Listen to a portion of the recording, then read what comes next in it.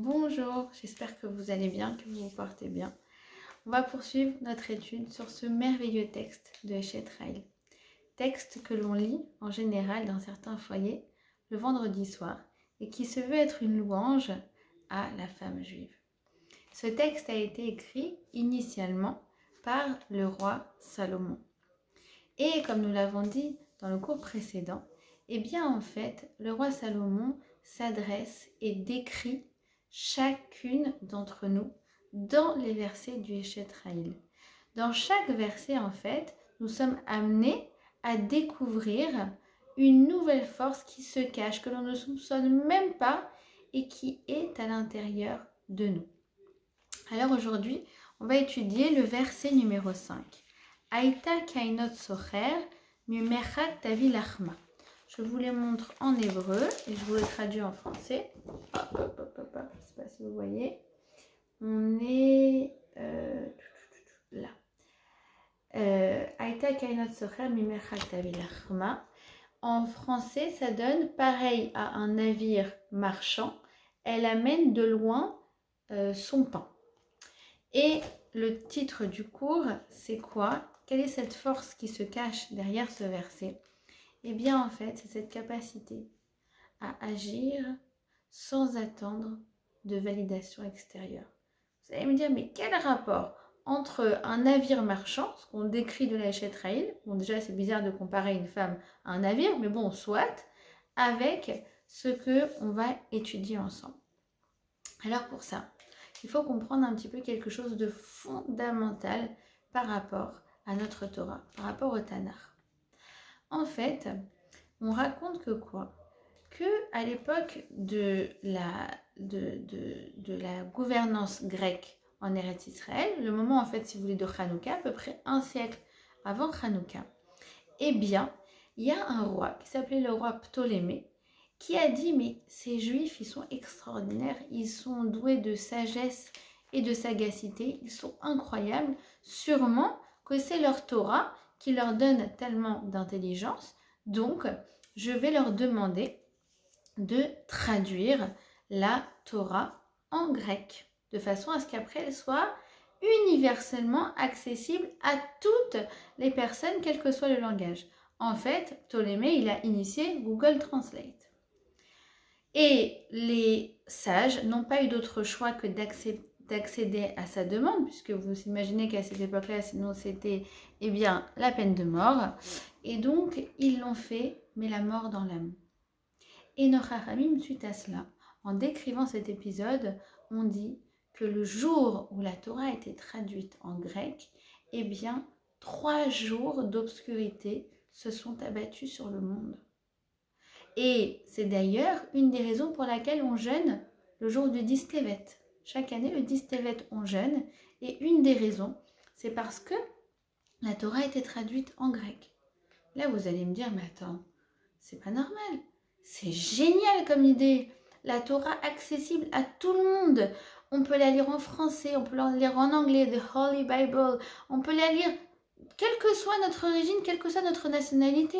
Pourquoi les Chachamim, pourquoi les sages ont été aussi rabat-joie, si je puis dire, et ils ont décrété qu'en fait c'était terrible? Eh bien pour la raison suivante, c'est parce qu'en fait le pire, c'est de croire que la Torah, en fait c'est sa traduction. Que vous ouvrez le livre de Eshet Haïl et en fait vous lisez en français et on nous parle de quoi? On nous parle d'une femme qui a acquis un vignoble, qui a planté un vignoble, qui a acquis un champ, qui tricote. Là, on nous dit qu'elle est comparable à un navire. On se dit, mais quel rapport avec moi? Quel rapport avec moi au 21e siècle? Je tricole pas, j'ai pas de champ, j'ai pas de vignoble. Et hop, on ferme le livre et on se dit, cette Torah, elle n'est pas pour moi. Et ça, c'est en fait, la pire des choses, c'est de croire que tout ce qu'on lit, c'est à prendre au pied de la lettre. Dans chaque verset de la Torah, Hachem a mis une intelligence infinie qui fait que quand je lis ce verset, il s'adresse à moi, à toutes les générations qui m'ont précédé, à toutes les générations qui vont me suivre. Elle s'adresse à chacun d'entre nous depuis la création du monde jusqu'au temps messianique. Et le pire, c'est d'en rester là. Nous dit le Harizal, le Hari Akadosh, il nous dit, tu sais, la Torah, elle comporte 600 000 lettres. Waouh! Derrière chacune de ces 600 000 lettres, eh bien, se cachent 600 000 messages. C'est pour vous dire à quel point le nombre de messages que veut nous faire passer la Torah est en fait infini. Alors, nous n'allons pas croire que ce soir, nous allons parler de navires et de marchands et de pain. Nous allons comprendre symboliquement tout ce que ça signifie pour nous aujourd'hui. Et vous allez voir que la leçon, elle est ô combien actuelle à l'heure des réseaux sociaux et ô combien actuelle dans notre confinement présent. Alors allez-y, on commence. On a dit que quoi ? Que le roi Salomon, il compare la femme à un navire. Bizarre, pourquoi un navire ? Il nous dit également qu'elle va très loin pour chercher ses provisions. Ok, mais qu'est-ce que ça veut nous dire ? Alors en fait, le Rav Jacobson, il explique comme ça. Il dit que le navire, eh bien, ça représente toujours l'ambition.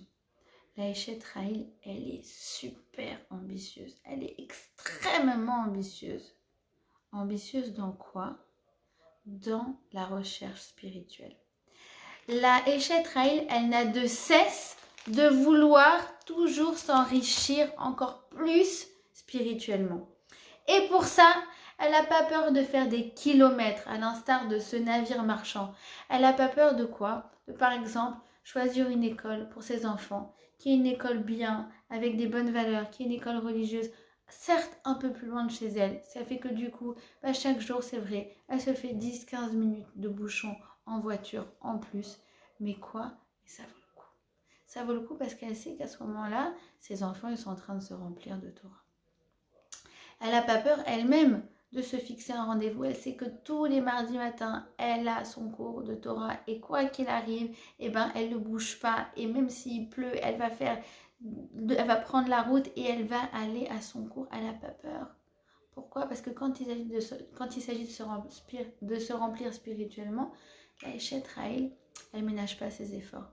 Pareil par rapport à son mari. S'il a un cours, un soir par semaine, eh ben, elle va prendre sur elle en se disant, bon, c'est vrai que ce soir, il ne sera pas là, il ne va pas m'aider, je ne vais pas pouvoir profiter de lui, mais je suis satisfaite qu'il se construise spirituellement. En fait, c'est ça l'ambition de la Eshet Rahil, c'est ça ce que ça symbolise, ce navire qui va très loin, qui fait des efforts pour pouvoir justement ramener de la marchandise. De quelle marchandise on parle ? Eh bien, on parle de cette merveilleuse marchandise qui s'appelle la Torah. Et regardez la suite du verset, comme c'est extraordinaire. On nous dit, Mimerchak tavi lachma, de loin, elle amène son pain. Pourquoi on nous dit que cette marchandise, c'est du pain ? Parce que le pain, c'est extraordinaire. Quand je le mange, eh bien, il va tout d'un coup faire partie intégrante de moi.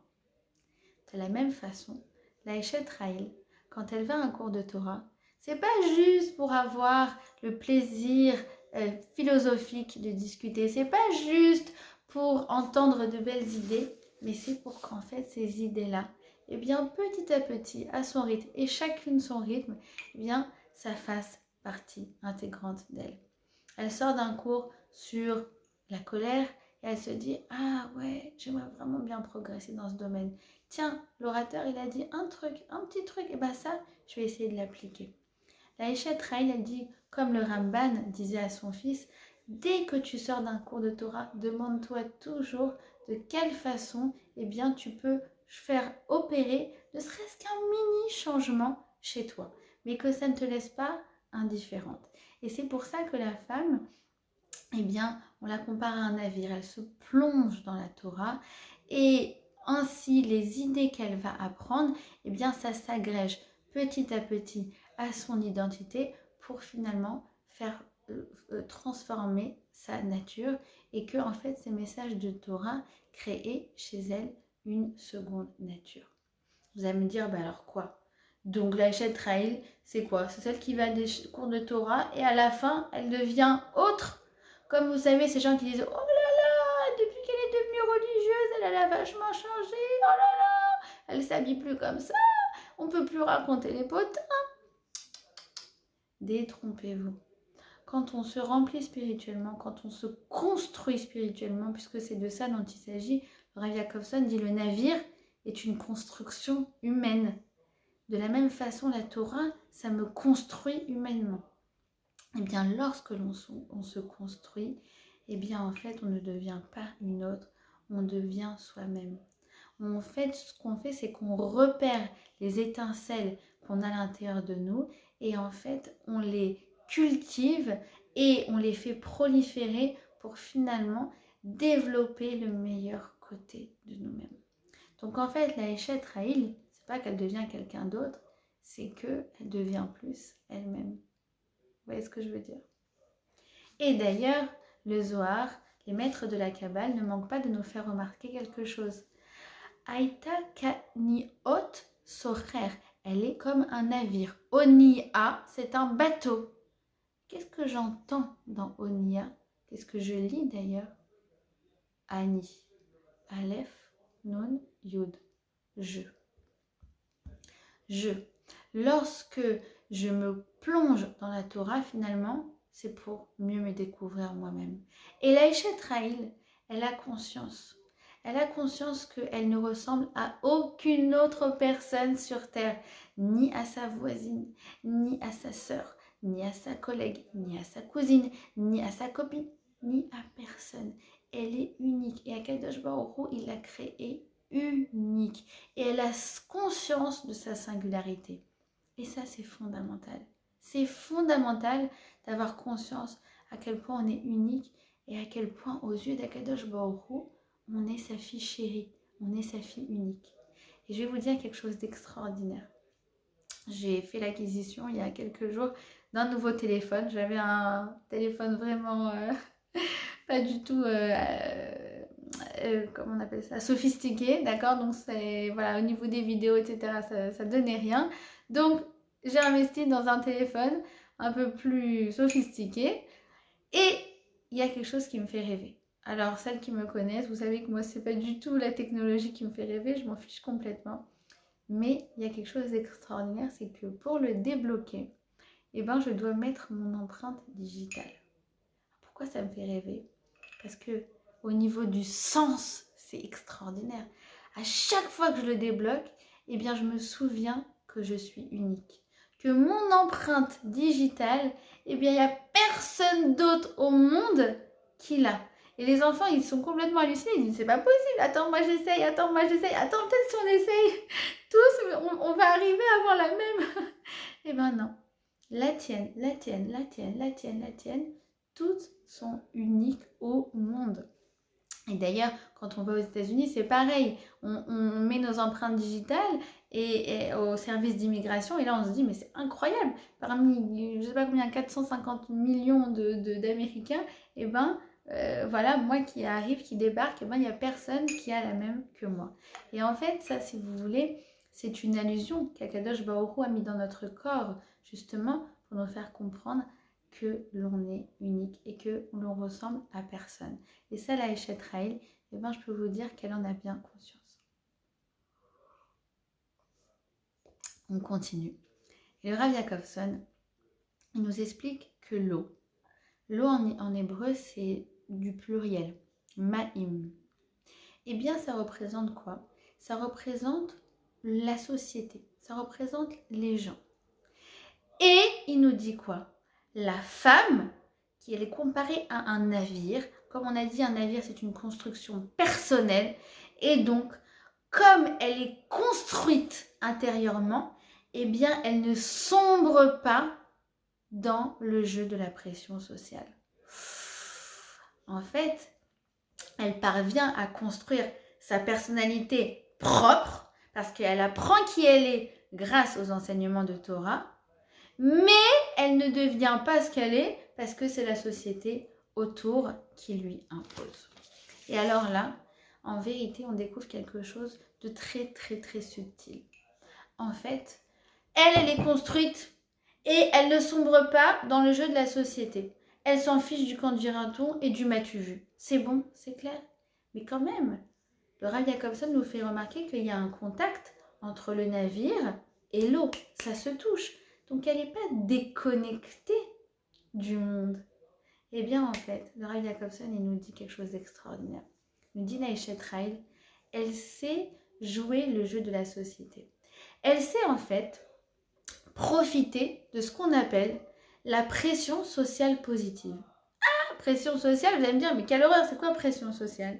Eh bien, pression sociale, il y en a des négatives et il y en a des positives. Ah oui, lesquelles?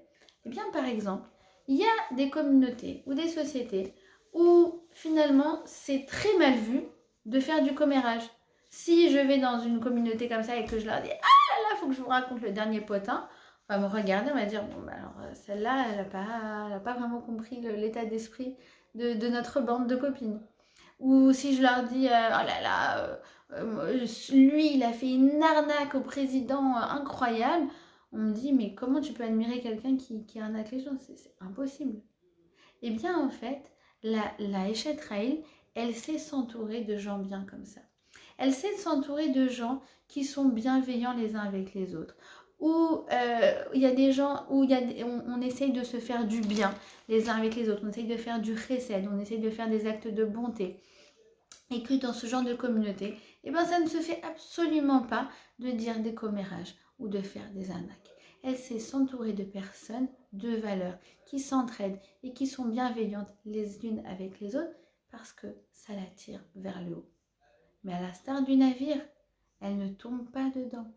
Ça veut dire quoi? Ça veut dire que ce qui va construire en elle ses décisions, ses valeurs, eh ben, c'est tout ce qu'elle a appris dans les cours de Torah, tout ce qu'elle a appris au niveau des valeurs, au niveau spirituel. Mais quoi? Elle ne va pas tomber dans le jeu de la société. Elle ne va pas faire du bien pour le qu'en dira-t-on ou pour le m'as-tu vu. Non, elle va faire du bien parce que c'est comme ça qu'elle s'est construite. Et c'est ça qui l'inspire. Donc quoi? Donc ces standards, ils resteront toujours personnels et ne seront jamais fixés ni par la société, ni par aucune source extérieure, si ce n'est quoi? Son appel intérieur qui a été éveillé par les enseignements de Torah. Extraordinaire. Alors maintenant, on va passer à la deuxième partie. Et nous avons vu la dernière fois que le roi Salomon, lorsqu'il a composé le Eshet Raïl, eh ben, il a été vraiment extraordinaire. Pourquoi? Parce qu'en fait, derrière chaque verset de Eshet Raïl, eh bien en fait, il faisait une allusion à une grande femme de la Bible. Donc nous avions vu la dernière fois, par exemple, Darsha Temer Ofishtin, il s'agissait de Léa. Et là, Aïta Kainot Socher, elle est comme un navire, il s'agit de Rachel. Et là, vous allez me dire, quel rapport avec tout ce que l'on vient d'étudier? Alors venez, on va expliquer ça ensemble, c'est magique. D'abord, rappelons un petit peu l'histoire de Rachel.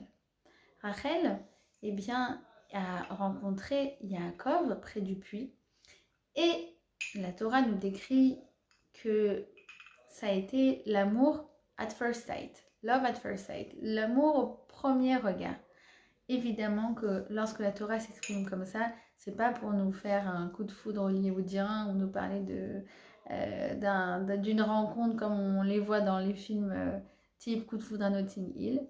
Non, c'est pour nous décrire quelque chose de beaucoup plus profond. C'est qu'en fait, Yaakov a vu en Rachel celle qui allait le compléter et qui allait lui permettre de remplir sa mission qui était de fonder le Ham Israël, de reprendre toute la continuité de nos patriarches et vice versa. C'est ce que Rachel également a vu en Yaakov.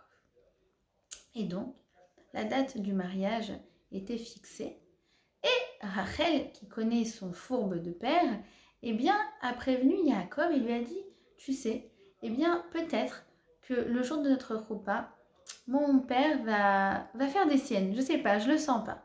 Donc, si jamais, je sais pas, comme ça, ça paraît fou, mais pourquoi pas, eh bien, il prévoit de finalement échanger ma sœur avec moi sous la choupa, je vais te communiquer des signes. et elle lui a communiqué le signe. Elle lui a dit, tu me demanderas ce qu'est le mot de passe et je te répondrai.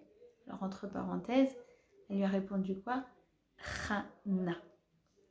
Chala, Nida, Adlakat, Nerot. Ce sont les 3 mitzvot de la femme. Le prélèvement de la chala, fait d'aller au mikvé et l'allumage des bougies. Vous voyez que ça remonte à loin cette histoire. Et Yaakov donc accepte. Et arrive le jour de la choupa de Rachel et Yaakov. Et évidemment, comme elle l'avait senti, eh bien Lavan, le père de Rachel, vient la voir et lui dit « Ma chérie, enlève ta robe. C'est pas toi qui vas aller sous la choupa. C'est ta sœur, Léa. » À ce moment-là, Rachel te dit « Pas de problème. J'enlève ma robe. De toute façon, qu'est-ce qui va se passer? Léa va aller sous la choupa. Il va lui demander le mot de passe. Elle ne saura pas quoi dire. Il va découvrir le poteau rose. Et c'est bon. Ça va mettre fin à toute cette histoire. » Sauf que quoi? Sauf qu'en fait, à cette époque-là, les mariages se faisaient un peu comme en ce moment dans le confinement. Eh bien, ils se faisaient en tout petit comité restreint. Il y aurait dû avoir en fait à ce mariage Yaakov, Rachel, sa sœur, son père et c'est tout. Et finalement, qu'est-ce qui se passe? Eh bien, elle entend comme ça des voix.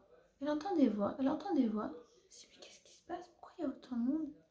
Elle ouvre le rideau et elle se rend compte que Lavan a invité toute la ville à son mariage. Et là, elle se dit, yo, mais si finalement on fait ce qu'on avait prévu, qu'il lui demande le mot de passe, qu'elle lui dit je sais pas, mais alors en fait, elle va se taper l'archouma de sa vie. Mais peut-être que elle va être la risée de tout le monde. Peut-être que finalement, que Dieu préserve, elle va finir vieille fille à cause de ça. Je peux pas laisser faire ça. Et là, non seulement elle donne la robe de mariée à sa sœur, mais elle lui donne le mot de passe.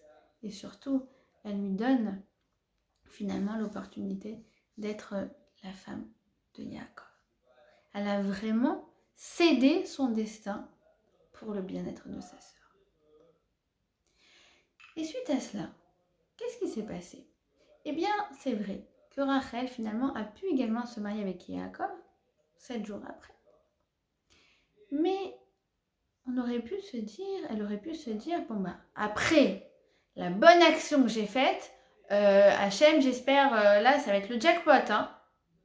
Mais tu parles, qu'est-ce qu'il attend derrière ça? La stérilité.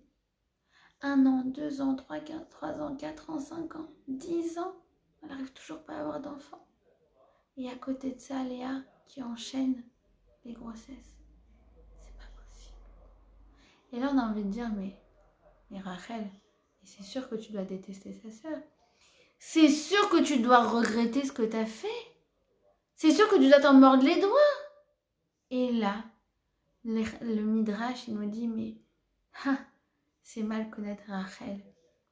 C'est écrit comme ça. Que quand elle s'est adressée à Kadosh Baruch Hu, elle lui a dit, Lo kanitiba, j'ai pas envié ma sœur. Je n'ai pas regretté ce que j'ai fait. À aucun moment, je n'ai regretté ce que j'ai fait. Là, tu dis, c'est pas possible. C'est surhumain. Alors, entre parenthèses, oui, c'est surhumain. Oui, c'est surhumain. Mais lorsque la Torah nous décrit des attitudes comme ça, c'est toujours pour nous dire, à ma portée, c'est possible. Alors, c'est vrai qu'aujourd'hui, en 2020, on ne va pas te demander de donner ton mari à ta sœur, ça n'a aucun sens. Mais par exemple, de te sacrifier, entre guillemets, pour l'autre, d'inviter cette personne que tu n'avais pas du tout envie d'inviter, mais bon, elle est toute seule et quand même, et ça lui ferait de la peine. Allez, c'est bon, ta belle-sœur, invite-la, ou ta copine, cette fille à qui tu en veux, invite-la. Quand la Torah nous décrit l'attitude de Rachel, nous dit elle s'est donnée pour l'autre, elle a fait preuve d'abnégation, c'est pour que nous aussi, déjà, on puisse en prendre les fruits à notre niveau. Mais la deuxième chose que je voulais dire, c'est la suivante, c'est Rachel, elle a été tellement surhumaine sur ce coup qu'on raconte que des années plus tard, eh bien, lorsque les Juifs sont partis en exil, eh bien, les patriarches sont venus à Kadosh Baruch Hu et ont imploré, ils ont dit, oh Hachem, s'il te plaît, fais-les revenir en Eretz Israël. Abraham, il a dit, regarde, tout ce que j'ai fait dans ma vie, j'étais prêt à sacrifier mon fils. Non. Yitzhak, il essaye. Non. Yaakov, il essaye. Non. Moshe Rabbeinu, il essaye. Non. Rachel Emenu, elle dit Hachem, j'ai pas été jalouse de ma sœur et je n'ai jamais regretté ce que j'ai fait. Et là, Hachem y répond et dit, waouh, Yesh Sachar Lepeulater, toi, je vais t'exaucer. Toi, je vais t'accorder. Tu as fait quelque chose où tu t'es dépassé, eh bien moi aussi, entre guillemets, je paraphrase bien sûr, moi aussi, entre guillemets, je vais me dépasser. Je vais dépasser et je vais faire quelque chose d'extraordinaire. Et même s'ils étaient destinés à être exilés, eh bien je vais les ramener sur leur terre. C'est la force de Rachel Imenu. Donc oui, ce qu'elle a fait, c'était surhumain. Et à aucun moment, elle n'a regretté ce qu'elle a fait. Et regardez comme c'est extraordinaire. Regardez, on nous dit que quoi? Que derrière ce passouk se cache Rachel avec son fils Yosef. C'est comme ça que s'exprime le Midrash. On nous dit qu'en fait, le navire, c'est Yosef. Et vous allez me dire, mais quel rapport avec Yosef? Ben, Yosef, comme sa mère, il a fait un acte d'abnégation. Il a fait un acte de bravoure extraordinaire. Ah oui? Quand? Et bien, lorsqu'il a été vendu par ses frères, il s'est retrouvé à être serviteur dans la maison de Potiphar. Sur le coup, la femme de Potiphar, elle a jeté son dévolu sur Yosef. Yosef qui était seul, abandonné, qui avait à cette époque-là 17 ans, qui a l'impression que toute sa famille l'avait abandonné. Et bien, il y a cette femme qui a l'air, en tout cas, qui était très belle apparemment, qui s'offre à lui. Et là, il résiste. Et qu'est-ce qui va se passer suite à cela? Vous allez me dire, bah, je sais pas, jackpot? Non, non. 10 ans de prison, même 12 ans de prison. Et là, vous allez me dire, mais c'est sûr que Yosef, il a regretté ce qu'il a fait alors. Il a bien agi, regarde ce que ça donne. Yosef, pas du tout. Il a gardé sa émouna, il a gardé sa simra. Et dans la prison, c'était le nanar de la prison. Il était là, il faisait la simra, il faisait la fête à tout le monde, il leur donnait de la émouna, de la simra, alors que toi, tu as fait un acte positif. Tu t'es retenu vis-à-vis de cette femme et tu te retrouves 10 ans en prison et tu n'es pas en train de dire, mais Hachem, il est injuste. Non, tu lui fais confiance. En fait, Rachel, elle a insufflé ça à son fils. Elle lui a dit, sois patient et n'attends pas de résultats immédiats. Et sache une chose, mon fils, c'est que si dans la vie tu as fait ce que tu avais à faire, eh ben ça te suffit à être bien. Et ne regrette jamais les bonnes actions que tu as faites. Même si tu aurais l'impression que qu'elle t'aurait amené finalement dans un endroit qui n'est pas positif pour toi. Sois patient. En fait, Rachel, elle est comme le navire. Elle est tellement construite de l'intérieur qu'elle n'a pas besoin de la validation des uns et des autres. Elle a bien agi, ça lui suffit. Elle n'a pas besoin de likes, elle n'a pas besoin de followers, elle n'a pas besoin qu'on lui dise c'est super, bravo. Elle n'a pas besoin non plus que la vie valide ce qu'elle dit. Nous, on dit attends, j'ai fait une bonne action, je veux ça, récompense immédiate. J'ai pas besoin. Juste la satisfaction personnelle d'avoir fait ce que Akadosh Baruch Hu attendait de moi, et même encore plus de me surpasser, ça me suffit pour être bien. En vérité, ce qu'elle nous enseigne, Rachel, c'est sois fière de toi. Sois fière d'avoir bien agi. D'accord? Et n'attends pas de résultats immédiats de tes bonnes actions. Et même si visiblement ça t'apporte quelque chose de négatif, sache que si tu as fait ce que tu avais à faire, eh ben ça doit te suffire pour être bien. Le reste, ce n'est pas entre tes mains, c'est les plans d'Hachem. Alors ça, c'est le secret d'Aïchet Ray. Ça, c'est le secret de Rachel et c'est le secret de son fils. C'est en fait d'agir sans attendre la validation extérieure. Que ce soit la validation extérieure des gens qui like ou qui te disent ah mais c'est super ce que tu as fait. Non, je m'en fiche, je l'ai pas fait pour que tu me dises c'est super. Je l'ai fait parce que c'est comme ça que je pense que je dois réagir. Parce que voilà quelles sont mes valeurs. Donc elle n'a pas besoin ni du like, ni de la validation des autres, ni même de la validation de la vie. Tiens, même si voilà, moi j'ai fait des efforts extraordinaires pour amener mon fils à l'école juive et que finalement, bah là-bas, il y a eu des petits problèmes et que c'était pas exactement comme j'aurais imaginé. C'est pas grave, tu sais, moi, Hachem, j'ai fait ce que tu attendais de moi. Après, le reste, c'est pas entre mes mains et je peux dormir sur mes deux oreilles. C'est fondamental comme attitude dans la vie. Pourquoi? Parce que ça fait que du coup, on ne regrette jamais les bonnes actions que l'on fait. Et si on regrette, ça risque finalement de tout gâcher. Si par exemple une femme, imaginons qu'on prend un cas pas spirituel, d'accord? Elle est au régime et elle va à un mariage et cet après-midi-là, elle s'est retenue de manger la mousse au chocolat. Elle avait une mousse au chocolat chez elle, elle a dit non, non, non, je la mange pas. Et bien si après elle n'est pas contente de s'être retenue et d'aller à fond dans son régime et de faire preuve de self-control, et bien qu'est-ce qui va se passer? Elle va arriver à ce mariage et alors là, quand ils vont sortir les desserts, ça y est, elle va se jeter dessus. Ça veut dire quoi? Ça veut dire qu'en fait finalement, quand je suis pas fière de moi, et ben, imaginons par exemple dans la queue, on me demande si on peut me dépasser. Et je dis oui, oui. Et puis après, je sors, je fais ah, mais vraiment, je suis une bonne poire, mais pourquoi j'ai agi comme ça, etc.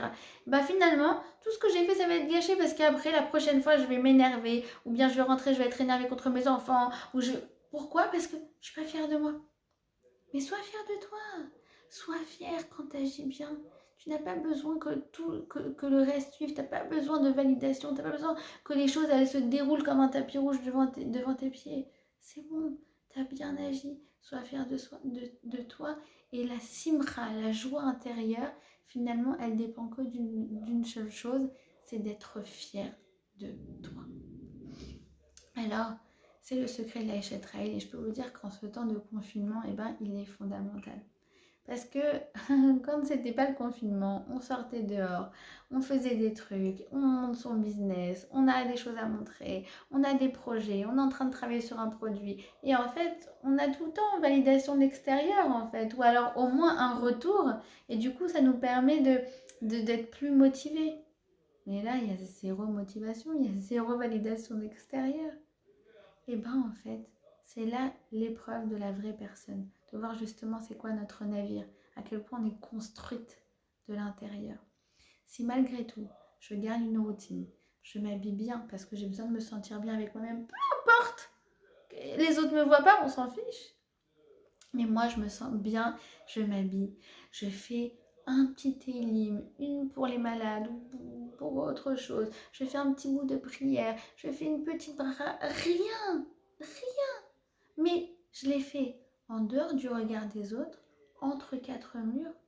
Alors pour Akadosh Baruch Hu, ça vaut l'infini. Pourquoi? Parce qu'il sait très bien que tu ne le fais pas pour le regard des autres, tu le fais pour lui. Tu le fais pour toi.